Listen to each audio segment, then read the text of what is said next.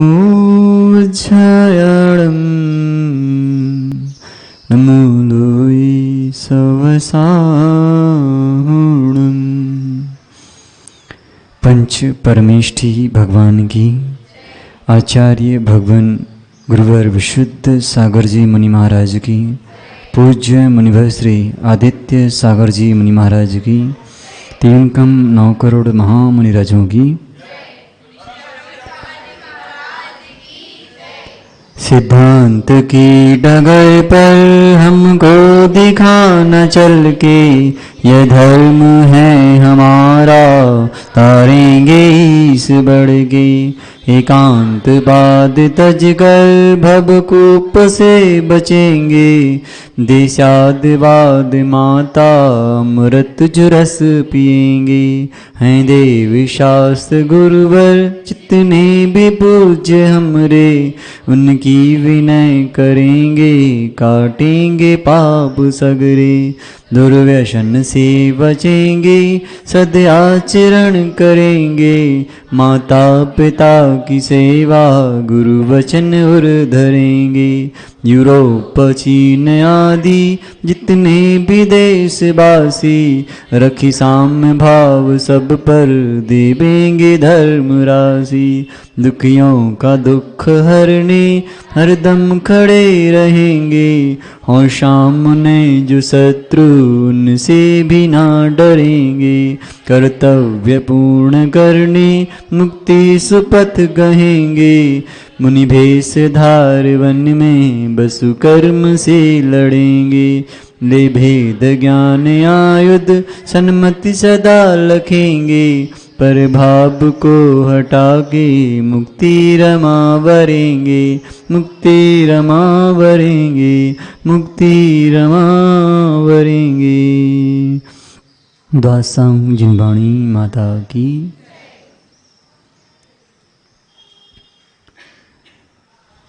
यहाँ पर विषय चल रहा है किसका? उसके लिए जिसके पास उपयोग है। किसके पास उपयोग है? केवल जीव के पास ही उपयोग होता है और किसी के पास उपयोग नहीं है। उपयोग की व्याख्या करते हुए कल हमने समझा था, वह उपयोग कितने प्रकार का? हाँ, उपयोग 3 प्रकार का है, शुभ, अशुभ और शुद्ध। गुणस्थान की चर्चा इसमें आई थी। तो प्रथम की 3 गुणस्थान में अशुभ उपयोग कहा था। चतुर्थ से षष्ठम गुणस्थान तक शुभ उपयोग कहा। उसके बाद 7वें गुणस्थान से 12वें गुणस्थान तक शुद्ध उपयोग कहा। उसके बाद जो गुणस्थान बनते हैं 13वां गुणस्थान और 14वां गुणस्थान, वो शुद्धोपयोग का फल है। अब हमें जानना है कि गुणस्थान क्या चीज़ है। तो कल परिभाषा बतलाई थी, गुणस्थान किसे कहते हैं? प्राकृत में कुछ हमने कहा था, उसके लिए बतलाइए। गुण सन्ना आगे सच मोह जोग भवा, इतनी सी परिभाषा है। क्या है? गुण सन्ना सच मोह जोग भवा। मोह और योग की जो अवस्था है उसे ही गुणस्थान कहते हैं। वह गुणस्थान कैसे तय किया जाता है? किस गुणस्थान में जीव कौन से भाव को लिए बैठा है, उसकी दृष्टि से मिथ्यात्व पहला गुणस्थान है। लिखो लिखो, पहला गुणस्थान मिथ्यात्व है। संसार की भ्रमण की सारा कारण यदि कुछ है तो केवल मिथ्यात्व है, जिसे प्राप्त करके जीव कभी भी संसार से तिर नहीं सकता। यदि मिथ्यात्व नहीं छोड़ा, जैसे कि माँ आपके पास भी बहुत बड़ा मिथ्यात्व बैठा है। आप भले जैन कुल में जन्म ले लिए हो, लेकिन एक बात समझना, माना कि अभी लिख लिया मिथ्यात्व पहला गुण स्थान है, उसकी परिभाषा हम बतलाते हैं। अभी आज व्याख्या इसी की चलेगी, मिथ्यात्व की व्याख्या करेंगे, ठीक है, क्योंकि इससे ही बाहर नहीं हो पाए तो आगे गुण स्थान जानने से मतलब क्या निकलेगा, है ना। तो जब मिथ्यात्व की बात आती है तो एक माँ सुबह सुबह अपने घर से निकली। दृष्टांत को दृष्टांत समझना, कई लोगों की मान्यताएं ऐसी रहती हैं कि हम घर से निकलते ही ऐसे वस्त्र पहनकर निकलेंगे तो हमारा दिन अच्छा निकलेगा।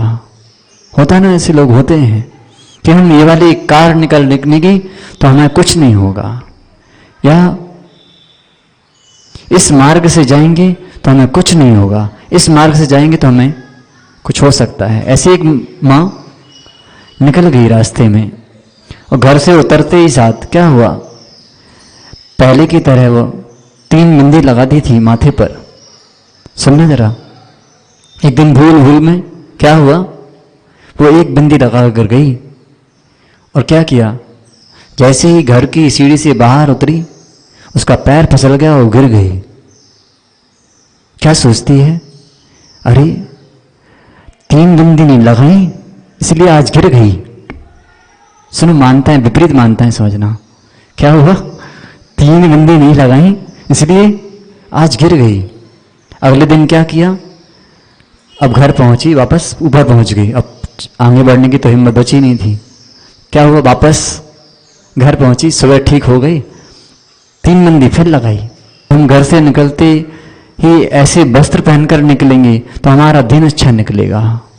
होता ना, ऐसे लोग होते हैं कि हम ये वाली कार निकलेंगे तो हमें कुछ नहीं होगा, या इस मार्ग से जाएंगे तो हमें कुछ नहीं होगा, इस मार्ग से जाएंगे तो हमें कुछ हो सकता है। ऐसी एक माँ निकल गई रास्ते में और घर से उतरते ही साथ क्या हुआ, पहले की तरह वो 3 बिंदी लगा दी थी माथे पर। सुनना जरा, एक दिन भूल में क्या हुआ, वो 1 बिंदी लगा कर गई और क्या किया, जैसे ही घर की सीढ़ी से बाहर उतरी उसका पैर फिसल गया और गिर गई। क्या सोचती है, अरे 3 बिंदी नहीं लगाई इसलिए आज गिर गई। सुनो, मानता है, विपरीत मानता है, समझना क्या हुआ, 3 बिंदी नहीं लगाई इसलिए आज गिर गई। अगले दिन क्या किया, अब घर पहुंची, वापस ऊपर पहुंच गई, अब आगे बढ़ने की तो हिम्मत बची नहीं थी। क्या हुआ, वापस घर पहुंची, सुबह ठीक हो गई, 3 बिंदी फिर लगाई। क्या किया, अब शांति से जहां जाना था वहां पहुंच गई।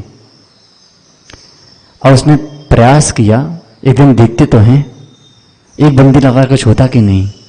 अगले दिन फिर क्या किया, 1 बिंदी फिर लगाई और क्या किया, अब तो पहले तो भूल से लगाई थी, अब क्या किया, जानकर लगाई, देखते कुछ होता कि नहीं। 1 बिंदी लगाई, फिर क्या हुआ, जैसे ही घर से बाहर निकली क्या हुआ, फिर गिर गई। अब क्या लगा, सही में ऐसा ही होता है, तो 1 बिंदी लगाते हैं तो नीचे गिर जाएंगे और 3 लगाएंगे तो नहीं गिरेंगे। ये मानता है विपरीत है कि नहीं? क्या किसी की बिंदी लगाने से ना लगाने से कोई गिरता है क्या? आपकी असावधानी से आप गिरे हो, बिंदी के कारण नहीं गिरे। ऐसी कई मान्यताएं जीवों की हैं, जैसे कि आप मार्ग में जाओ, लोग हॉर्न बजाकर मंदिरों के सामने से निकलते हैं। क्यों निकलते हैं? क्यों निकलते हैं? कारण क्या है? हाँ, कोई देवता हमको उठाकर फेंक देगा, ये मान्यता है लोगों की। पहले हम भी करते थे ऐसा, हमें पता नहीं था कि ऐसा भी होता है। विपरीत मान्यताओं के कारण जीव कहां कहां नहीं भ्रमण करता। अब देवसास गुरु कुछ देते तो है नहीं, केवल आशीर्वाद के अलावा, है ना। देवसास गुरु क्या देते हैं? देव तो आशीर्वाद देते नहीं। शास्त्र में क्या लिखा है? जिनवाणी लिखी है वो भी आशीर्वाद नहीं देती, केवल गुरु ही आशीर्वाद देते हैं। तो अब जब यहां पूर्ति नहीं होती, आपका स्वास्थ्य यहां ठीक नहीं होता, फिर कहां जाते हो? दूसरे लोगों के पास। क्यों? इनके पास आएंगे तो हम ठीक हो जाएंगे। इसी को कहते हैं विपरीत मान्यता। उल्टी जो मान्यता है हमारी, देव सह गुरु पर पूर्ण तरह से सिद्धांत नहीं है, इसी कारण से हमारी मान्यता दूसरी तरफ जा रही है। समझना, पहला मिथ्या तो ऐसे फैलता है। और समझें, हम बहुत समझाएंगे, चिंता नहीं करो। एक बार एक महात्मा, सुनो, एक बार एक महात्मा अपना मिथ्यात्व चलाना चाहते थे। तो क्या हुआ, नदी के किनारे पहुंचे नहाने के लिए, और उनने अपना डब्बा, क्या था, कैंडल थी ना जो पानी वाली, वो रख दी। कहाँ पर? नदी किनारे। अब जैसे ही लौट कर वापस आए तो वो कैन मिली नहीं। क्यों? गाड़ कर आए थे, कहाँ पर? टीला बना करके। तो अब वो लोग देख रहे थे इनकी क्रियाओं को कि ये क्या करते, महात्मा जी नहाने जा रहे हैं, स्नान करने जा रहे हैं, तो करते क्या हैं। जैसे ही अंदर से लौटकर वापस आए तो इतने टीले मिल गए उनको, कितने, जितने लोग वहां पर स्नान करने गए थे उतने लोगों ने उतने टीले बना लिए। अब उनकी कैन मिली नहीं। क्यों नहीं मिली? कि लोगों को पता है ये महात्मा हैं, इन्होंने ऐसा काम किया है, तभी सिद्धि होती है। अब विपरीत मान्यताएं चालू हो गई। फिर उसने क्या सोचा कि हम जो भी कहेंगे, जो भी हम करेंगे, सारी क्रियाएं मान्य होंगी। तो ऐसा मिथ्यात्व फैलता है। माना कि हमने कह दिया, हमारी बात सब लोग मानेंगे यहाँ, क्योंकि हम बोल रहे हैं, क्योंकि हम अकेले हैं यहाँ, हमारा भी वर्चस्व है। हम कहें कि भाई सुबह से आना और गुरु जी के पाद प्रक्षालन करना और उसको घर के हर एक कोने में डाल देना, बरकत होगी। बस क्या होगा, यहाँ भीड़ लग जाएगी और रोज आएंगे लोग, पाद प्रक्षालन करके घर में छिड़काव होगा। किसका? प्रभु के गंधोदक का। ऐसे फैलता है मिथ्यात्व। जबकि जितने भी काम होते हैं, ये ध्यान रखना, जितने भी काम होते हैं वे केवल श्रद्धा के बल पर होते हैं। एक मिथ्या दृष्टि जीव भी अपनी देवताओं के पास जाता है, उसके काम होते कि नहीं? होते हैं। उसकी भी श्रद्धा है। किस पर? वो भगवान मानकर पूज रहा है, लेकिन है मिथ्यात्व में। अंतर कुछ नहीं है, श्रद्धा में अंतर है। यो श्रद्धा अन्य देवताओं के लिए है, वो केवल संसार के सुखों को देगी, लेकिन मोक्ष लक्ष्मी प्राप्त करना है तो केवल जनागम की श्रद्धा से ही मोक्ष मिलेगा। संसार का सुख तो अन्य देवी देवताओं के आश्रय से मिल जाएगा, लेकिन जो वास्तविक सुख है उसकी प्राप्ति के लिए केवल एक देवशास्त्र गुरु पर ही श्रद्धान की आवश्यकता है। तो पहला गुणस्थान बहुत जटिल है, बहुत जटिल है। क्या है मिथ्यात्व? मिथ्यात्व क्या है? उल्टी मान्यता। उल्टी मान्यता को हम मिथ्यात्व कहते हैं। कौन से पाप में आता है ये? कोई पाप है ये? पाप है? नहीं है। पाप नहीं है, लेकिन पापों का बाप जरूर है। कहते हैं ना, पाप का बाप यदि कोई है तो वो मिथ्यात्व है। इसी की संतानें कौन है? हिंसा, झूठ, चोरी, कुशील, परिग्रह, इनकी संतानें हैं। इसके कारण जीव पाप करता है। तो क्या है? उल्टी मान्यता को हम क्या कहते हैं? मिथ्यात्व कहते हैं। कौन सा गुणस्थान है ये? पहला। और इसके कारण जीव कहां भ्रमण करता है? चतुर्गति संसार में। कब तक? कब तक? अनंत काल तक भ्रमण करता है। किसके कारण? मात्र एक मिथ्यात्व के कारण। ऐसी मान्यता तो नहीं है कि हम केवल पार्श्वनाथ भगवान को ही पूछेंगे, केवल बस वही है भगवान, और कोई से भगवान नहीं है। सम्यक में दोष लग रहा है। चलमल अवगाढ़ नाम के दोष होते हैं, अभी सुना नहीं है, विषय सामने आएगा।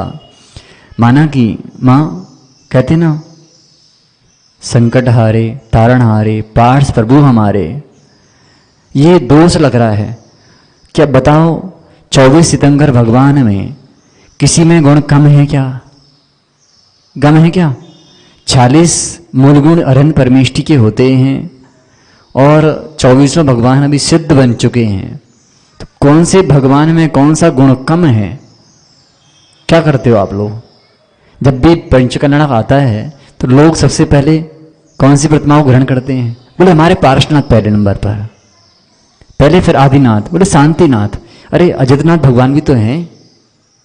ऐसी मान्यताएं लोगों की हो गई हैं। शांतिनाथ भगवान शांति देते हैं, तो क्या पार्श्वनाथ भगवान की पूजा करने से शांति नहीं मिलेगी? अरे शांति ना तो पार्श्वनाथ भगवान की पूजा करने से मिलेगी, ना 24 तीर्थंकर भगवान की पूजा करने से मिलेगी। शांति तो कहाँ है? शांति कहाँ है? हाँ, शांति तो हमारे भीतर है, उसको ढूंढते नहीं हैं। भगवान की पूजा करने से शांति नहीं मिलती है ना? समझ में आया कि नहीं? अब ऐसे मिथ्यात्व फैलता है वहां। इसीलिए वर्तमान में अभी जो स्थापना होती है, किसकी स्थापना होती है? भगवान की। वो तद आकार होती है, जैसा भगवान का आकार है, पुरुषाकार है, वैसे आकार की प्रतिमाएं भगवान की मंदिरों में होती हैं। चतुर्थ काल में सामान्य से पत्थर को ही कोई यदि पूछ लेगा तो मानता थी, लेकिन अभी काल दूसरा है, जल्दी से मिथ्यात्व फैल जाएगा। देखो जगह जगह क्या रखी हैं? बटैया रखी हैं। किसकी? सब जगह रखी हैं। देखाओ, लोग पत्थर पर सिंदूर पोत देते हैं और क्या करते हैं? बोले हनुमान जी हैं। हनुमान जी का क्या रसा था क्या? तो मानताएं विपरीत हो गई कि नहीं? आप भी कई बार ऐसा कर लेते हो, करते ना? कहीं इधर से निकल के गए और कहीं कुछ हो ना जाए, भैया जय राम जी की, है ना? ऐसा करते ना, कई बार कर लेते हो, कर लेते हो। ये ध्यान रखना, कर मत लेना, नहीं तो एक बात और सुनना। मिथ्यात्व का एक बार जिस जीव ने सेवन किया, जिस जीव ने एक बार मिथ्यात्व का सेवन किया, वह जीव सहस्र वैश्याओं के साथ रमण करने में जो पाप का बंध होता है, वो पाप एक बार मिथ्यात्व को नमस्कार करने से होता है। इसलिए नमस्कार नहीं करना। हमारा श्रद्धान केवल देव शास्त्र गुरु पर ही रहे, कहीं और माथा झुकने ना पाए। ये कोई नारियल नहीं है, ये कोई ऐसा वैसा नारियल नहीं है जो किसी दूसरे के चरण में झुकेगा। कहाँ झुकेगा? केवल देव शास्त्र गुरु, जो कैसे हैं? देव नाम से देव की पूजा मत करना, जिनके पास 18 दोषों से रहित अवस्था है और जिनमें बेतरागता है, सर्वज्ञता है और जो हितोपदेश देते हैं, ऐसे देव की वंदना हम करते हैं। और वही शास्त्र है जिसमें विरोधाभास नहीं है, विपरीत बात नहीं है। ऐसे देवों के द्वारा प्रोपित शास्त्रों की ही वंदना करते हैं और उन गुरु की वंदना करते हैं जो पंथ बाद में नहीं, संत बाद में नहीं, जो केवल नमो लोए सब सावड़म का पाठ पढ़ाते हैं, उन साधुओं की वंदना यहाँ होती है। तो देवशास्त्र गुरु का यदि श्रद्धान विपरीत हुआ, निश्चित रूप से आप मिथ्यात्व में ही जाएंगे। जैन होने के साथ भी आप जैन मिथ्या दृष्टि हो। आया समझ में विषय की नहीं? अभी चर्चा होगी इसकी, लंबा समय है। मिथ्यात्व समझ में आया? तो मिथ्यात्व किसे कहते हैं? उल्टी मान्यता को मिथ्यात्व कहते हैं। अब सुनो, इसका कारण क्या है? परिभाषा लिखनी है। मिथ्यात्व प्रकृति के उदय से होने वाले, लिखिए, मिथ्या प्रकृति के उदय से होने वाले तत्व अर्थ के अश्रद्धान को मिथ्यात्व कहते हैं। मिथ्यात्व प्रकृति के उदय से होने वाले तत्वार्थ के अश्रद्धान को मिथ्यात्व कहते हैं। लिख लिया? मिथ्यात्व प्रकृति के उदय से होने वाले तत्वार्थ के अश्रद्धान को मिथ्यात्व कहते हैं। जो तत्व जैसा है वैसा ग्रहण नहीं किया, माना कि ये फूल आपके सामने दिख रहे हैं, पत्तियां दिख रही हैं, आप इनको कह रहे हो कि ये वास्तव में सत्य हैं। क्या हुआ? पुद्गल द्रव्य पर भी अश्रद्धान हो गया, विपरीत मानता है कि ये असली वाले फूल हैं, पत्तियां हैं, लेकिन है कैसी? नकली है। तो जैसा है वैसा ग्रहण नहीं किया तो क्या हुआ? विपरीत हुआ, विपरीत अश्रद्धान हुआ, तो मिथ्यात आएगा। वह मिथ्या कितने प्रकार का है? 5 प्रकार का है। एकांत, आप लोग सब पढ़ते हो, आलोचना पाठ पढ़ते ना? एकांत संशय अज्ञान कुनय के, पढ़िए कौन सी लाइन पढ़ते? विपरीत एकांत विनय के, ज्ञान कुनय के।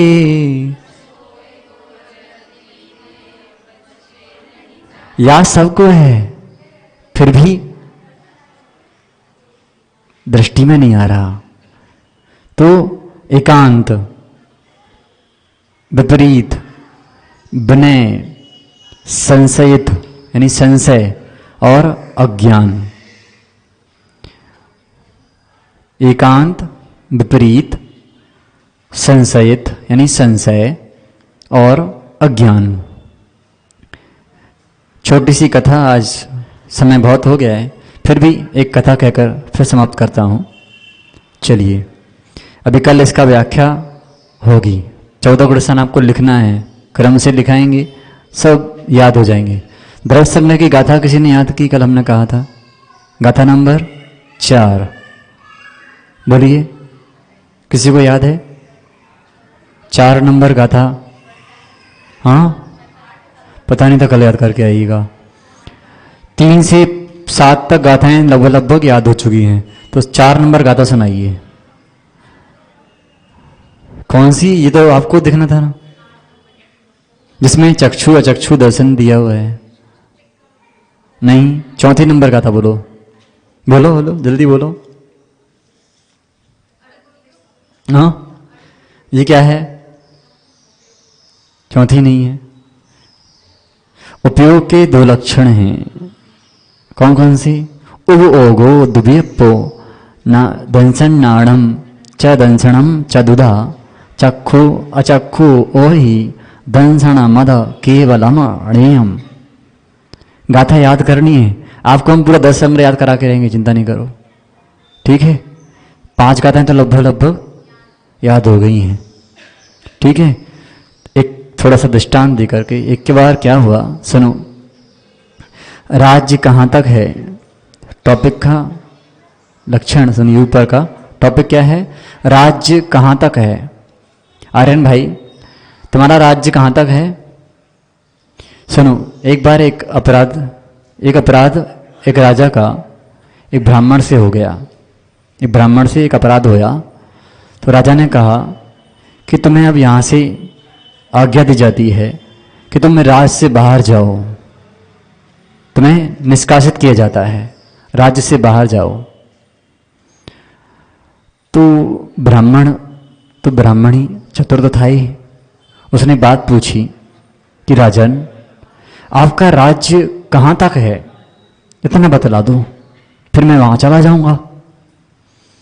जैसे ही ये बात पूछी कि राज्य तो हजारों मीलों का है और ये ब्राह्मण तो हमारे ही गांव में रहता है और राज्य तो बहुत बड़ा है। जैसे ये बात मन में ठनकी कि यार अकेला यही अपराधी थोड़ी है, क्या सभी मेरी राज्य की आज्ञा का पालन करते हैं? विचार बदल गया और सोचता है कोई ना कोई तो होगा जो मेरी आज्ञा का पालन नहीं करता। फिर बात उसने अपने स्वयं पर लागू की, क्या मैं भी राज्य की आज्ञा का पालन करता हूँ? कभी कभी जिसका अपराध नहीं होता उसको भी मैं दंडित कर देता हूँ। तो मैंने भी राज्य का पालन नहीं किया, आज्ञा का पालन नहीं किया। तो अब क्या हुआ? छोटी सी कथा है लेकिन है बहुत बड़ी। आपका राज्य कहाँ तक है ये देख लो। आप सोचते हो कि घर पर हमारा राज्य है, आपके शरीर पर भी राज्य नहीं है, फिर घर की राज्य तो बात छोड़ो। क्या जिस दिन आयु कर्म क्षय होगा उस दिन आप जिस शरीर में राज्य कर रहे हो, क्या उस राज्य को बचा पाओगे? बचा पाओगे क्या? तो उस शरीर पर भी तुम्हारा राज्य नहीं है। फिर राजा को भान हो गया इस बात का कि जब राज्य ही मेरा नहीं है, जब इस शरीर में जिसमें रह रहा हूँ उस पर मेरा राज्य नहीं है, तो मैं किसी को कैसे बाहर कर सकता हूँ? तो ब्राह्मण से एक बात कही कि अब तुम कहीं मत जाओ, तुम्हारा यही राज्य है, तुम यहीं रहो। सच्ची शिक्षा मिलना चाहिए। कोई कहे कि हमारा राज्य है तुम पर, और उससे कहना भाई तुम्हारा राज्य स्वयं पर ही नहीं है तो मुझ पर क्या राज्य करोगे? कह देना अपने आज देवों से, कह देना। किससे? अपने बेटे के पिताजी से कह देना, जो राज्य हम पर जमा रहे हो ये भूल जाओ, तुम्हारा राज्य हमारे ऊपर नहीं है। कह दोगे? माँ आज का नियम कल पालन हुआ कि नहीं? कल का नियम पालन हुआ कि नहीं? मंदिर में मौन रखने के लिए कहा था, हाँ पालन किया कि नहीं? किसने पालन नहीं किया? जो कल आए थे यहाँ पर, हाँ नहीं किया, भूल गए। भोजन करना भूले कि नहीं? भोजन करना याद रहता है, छोटा सा नियम पालन नहीं किया। चलिए, तो क्या आज घर जाकर के अपने अपने स्वामियों से कहना, जिस पर तुम राज्य कर रहे हो वो राज्य भी तुम्हारा नहीं है। किस पर राज्य कर रहे हो? जिसमें उपयोग नहीं है उस पर राज्य कर रहे हो। अरे उस पर राज्य करने लग जाओ जिस पर तुम्हारा उपयोग है, उस पर राज्य करो तो तुम्हें वह राज्य मिलेगा जो केवल सिद्धों का राज्य है। आप सभी अपने राज्य को पहचाने, उस राज्य को छोड़ो जो जड़ है, उपयोग रहित है, जिसमें उपयोग नहीं है। उस उपयोग को समझो जिसमें केवल उपयोग है, वो केवल हमारा आत्मा है। यदि उसको समझ लिया तो सिद्ध शिला का राज्य निश्चित रूप से मिलेगा। आप सभी उस राज्य को समझें। कहाँ तक हमारा राज्य है? हम उस राज्य में पहुंच चुके हैं। निगोद से लेकर अब हम सिद्ध शिला भी होकर आ गए हैं, लेकिन निगोदिया बनकर आए हैं। अब लेकिन हमें राज्य करना है। यात्रा हमने कर चुके हैं, अब हमें एक ही यात्रा करनी है, वो केवल सिद्धों के राज्य की यात्रा करनी है। तभी आप परम सुखी बन पाओगे। इसी भावना के साथ आप सभी उस राज्य को प्राप्त करें जिसे आज तक कभी प्राप्त नहीं किया। बोलिए भगवान महावीर स्वामी की, परम पूज्य आचार्य भगवान गुरुवर विशुद्ध सागर जी मुनि महाराज की